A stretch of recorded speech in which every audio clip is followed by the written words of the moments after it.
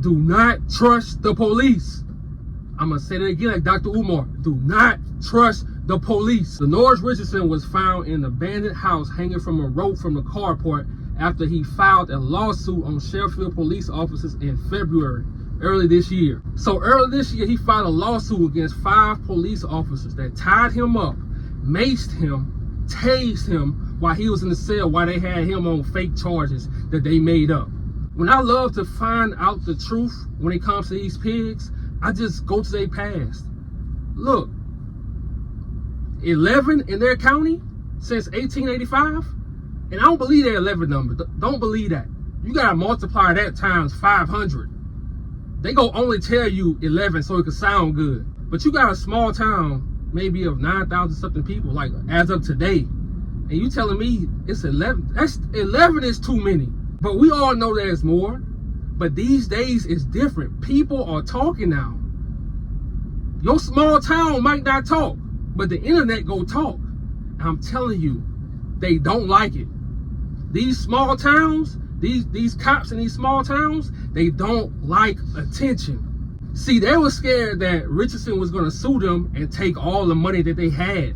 Because these small towns ain't really got no money. They not getting paid no money. That's why he's so racist. That's why he's so angry, because they broke. But before we talk about these loser ass cops, let's travel back to the past, because I want to show y'all how nothing has changed. September 1961, Lewis Allen, he was a logger and he owned his own land, a black man, back in 1961. That was rare. He was from Liberty, Mississippi. He saw a white legislator named E.H. Hurston unalive another black man named Herbert Lee in Amite County. See, at first, Allen lied about it because he was scared for his life. He lied and said Hearst was acting out of self-defense.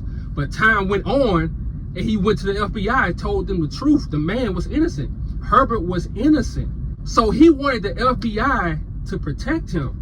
And I wish I was born in 1961 so I could tell Allen, bro, you cannot trust them motherfuckers. They all on the same team. They all a part of the KKK.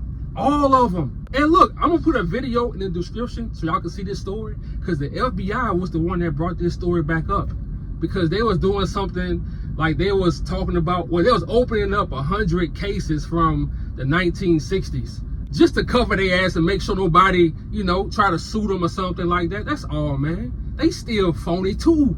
Beginning in 1962, Allen was targeted for harassment and violence. Local white residents cut off business to his logging company. He was jailed on false charges in 1962. And on one occasion, local Sheriff Jones broke Allen's jaw with a flashlight. The son of a high-ranking local Klansman, Sheriff Jones was also suspected to be a member of the KKK. And he's still alive. Look, he's still alive. Lewis Allen filed complaints and testified before a federal grand jury regarding the abuse he suffered at the hands of Sheriff Jones, but his claims were dismissed. January 31st, 1964, Allen was bang twice in the face, right before he was going to move to Milwaukee, Wisconsin. So right before he about to move to Milwaukee, Wisconsin, for his safety, they unalived him. And this happened in 1964, and we in 2024. Nothing has changed. So instead of us trying to talk to these people and get an understanding, ain't no more talking. Ain't no more talking. And this is what Sheriff Jones told Lewis Allen's wife after he was unalived. If Lewis had just shut his mouth, he wouldn't be laying there on the ground. And this man's still alive. So don't tell me, oh man, racism over. Bro, we still in the same shit. We just got more material stuff to distract us. That's it. But when you get off these interstates and these big cities, it's the real world. When you get off these interstates and these main cities, you back in 1964. Elon Musk can put out all the robots he wants to. It don't matter. That don't mean we progressing. That don't mean shit. Once you stop driving off that main interstate in these big cities, you are back in 1964. And that's for real. So fast forward to now. We got 39-year-old Dennoriss Richardson. September 28th, they found him hanging from a carport. Sheriff Ballantyne said that they already investigated the whole thing and said that he did to himself. They said he unalived himself. Now let's go back to Javion's in North Carolina. They all say the same thing. We don't have to figure nothing out anymore. We know who it is because they all say the same thing. And this is what I say. They all on the same damn team. The FBI, the cops, the mayor, even the mayor. The mayor said, oh, my cop wouldn't do this. He's a nice guy. Norris' wife said that he would never unalive himself. And she said that they've been harassing him. Check this out. They've been harassing him since he was 5 years old. Now, let me tell y'all something because we can learn from every situation. If you into it with the pigs, you know what you got to do? You got to have some homeboys. You got to have a team of people. You can't do it by yourself because these cowards catch you at night. They catch you by yourself. They catch you when you by yourself. They don't want to mess with you when you got a team, when you got a squad. They cowards, so they got to get you when you alone. That's the only way they can harm you. So just like Lewis Allen back in 1962, Norris Richardson, he has his own business. He was breeding dogs. And I don't care what y'all think about breeding dogs. When you doing it right like he was, you making money. So they brought some fake charges saying he was fighting dogs and stuff like that. So he was going to go do his time. He was going to turn himself in. And look, that's when I said at the beginning of the video, do not trust police. Do not trust them, man. Sometimes you got to go on the run. I don't give a fuck. Especially from these little bitty ass town motherfuckers. Sometimes you gotta just go on the run, bro. You gotta do the dash on these motherfuckers, bro, because you cannot do the right thing when it comes to these motherfuckers.